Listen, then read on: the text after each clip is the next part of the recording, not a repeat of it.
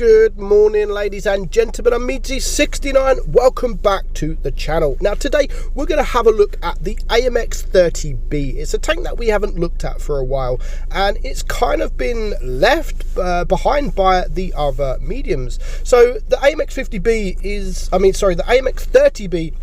It's a kind of mixture between a Leopard and an STB. However, it doesn't quite have the DPM like the others have got. It only has 3,000 DPM. You compare that to the Leopard 1, which is 3,600. Yes, okay, the Leopard is the highest DPM medium in the game, but still, it is still sitting behind the STB as well. Penetration is in the middle at 250, not too bad.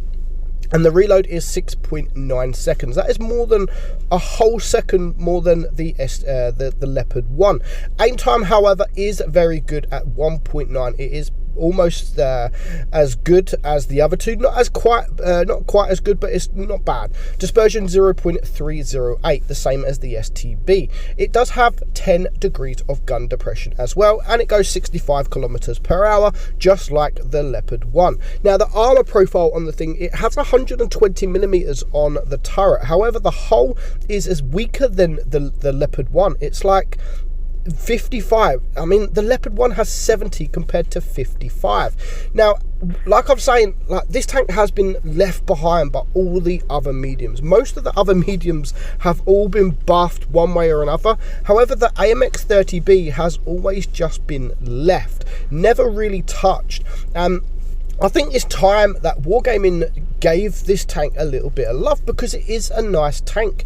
It just needs a little bit more. Now, I don't mind about the DPM. I don't mind about anything else. The armor profile, anything like that, I don't really mind. That can all stay the same.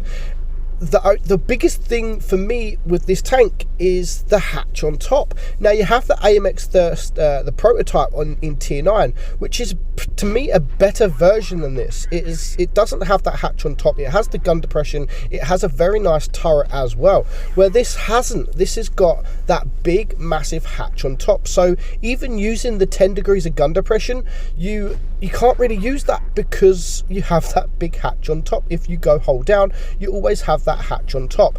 Now, this tank, this game here, you can see I don't want to come up against a T22, because I know all day long I would just get ripped apart. And you can see I've already bounced a couple of shots. So what I'm actually trying to do, you can see me looking around, I'm trying to drag him out to my grill. That is the only way I would be able to survive. And you can just see me calling out the help there, like, help me please, I need your help, grill. If he doesn't help me, then I'm dead. But he does actually help me. So that was actually a really good bit of play on my behalf there. I wasn't going to attack him, because I know that I would come off worse. So I literally did the next best thing, the only thing that I could do to stay alive, and that is to drag him out in front of my teammates. And luckily for me, the grill was actually there watching. It's not always that happens. Most of the time the grill would be looking elsewhere, but I was kind of lucky there. I was kind of lucky. The grill was helping me, and he was actually looking this way.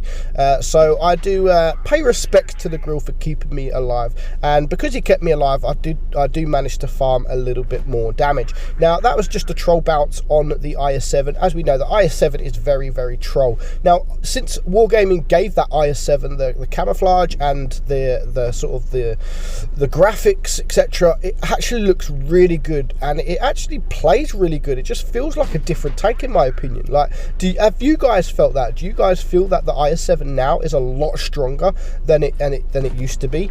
I honestly think it's a little bit stronger. So I do mess up here. I should have just kept going round, but you know, it was a win anyway, and I do manage to get the final shot in, and we are going to win the game. I think the hurry here is going to take him out. So not a bad battle there. I mean, 4.2k damage. Yes, I only did that much damage thanks to my grill. So you can still perform well in the tank. You can still earn some credits as well, as you can see there. Only 45,000 credits, but you know, it's a tier 10. I'm happy to earn any amount of credits in tier 10. So next up, we're going to watch a good friend of mine, Rezo, and I mean, it's not a brilliant battle at all, but you don't really see too many brilliant battles in the AMX 30B. It is just one of those casual medium tanks that can perform but isn't really that strong. Now, when we tested the AMX 30B, we actually tested this 3 times. Yes, we tested it 3 times because Wargaming just could not balance the tank. When they first introduced this tank to testing, it had the reload of an Object 140 and a T62, and on top of that it had the gun depression, it has the turret. Yes, it does have the hatch, but it had the accuracy. On the move, accuracy was absolutely incredible, and you could literally just be flying at 65 kilometers an hour, shoot, and you will hit whatever you aim at.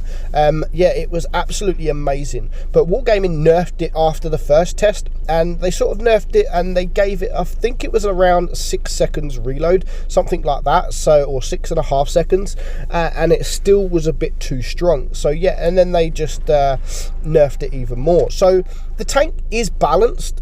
It's nice to see a tank like a collectible in tier 10 that isn't overpowered like the T22, but I honestly think, like, I'm not asking for it to be overpowered in any way.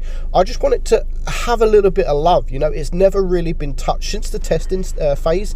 It's never been touched. However, all the mediums around it, the T62, the STB, the E50M, the Patton, the Leopard 1, everything around it has all been buffed. However, this has just been left.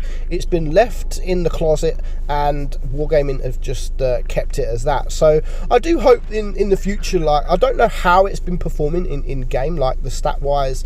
I don't know what really Wargaming look at to buff these tanks, but as you can see, like, Wargaming are showing it a little bit of love in a way by giving it the legendary camouflage that is coming soon, which, may I add, is absolutely ugly. I don't know why Wargaming do these kind of camouflages. It's so horrible.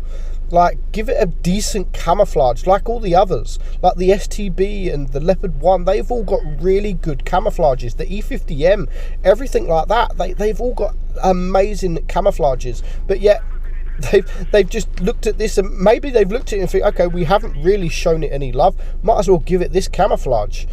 So I will add the camouflage at the end, if I remember, if you guys haven't seen it already. Or, hey, actually, I'll probably add it around about now, just so you guys can see the camouflage if you haven't already seen it. That there was a beautiful ammo rack on the 50 TP by Rezo here. So as you can see, like, he hasn't done too much, but he's still performing. He's still doing the damage, and he's still helping his team. Now, I have actually cropped it out a bit too much, so you can't really see the damage or the kills, etc. But we're just going to leave it as that.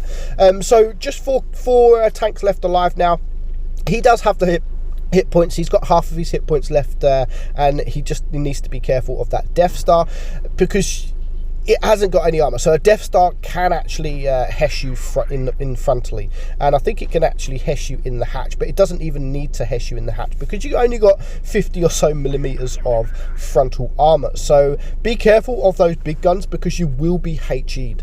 I just hope that, like I said, I hope that Wargaming do eventually kind of buff the tank, whether or not giving the hatch a buff or making it a strong hatch or just removing it in general. It doesn't need the hatch, and I honestly think if they remove the hatch, I still don't think it's going to be overpowered. It'll be a strong tank, of course, but no stronger than all the other mediums out there. It won't be as strong as the T62 or even the STB. The STB is pretty much the same, even though I suppose if you do remove the hatch, then it will become kind of like an STB.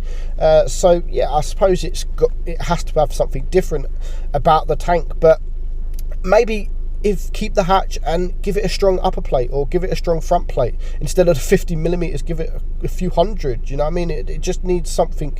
It needs something. Because as it is a bit stale. It still can perform in battle, as we've shown you, but I just think it does need something. It needs something extra. What do you guys think should happen to the 30B? What buffs should be made on this tank? Let me know in the comments below. Hope you enjoyed the video, guys. I'm meadsy69, and I will catch you all very soon. Bye-bye.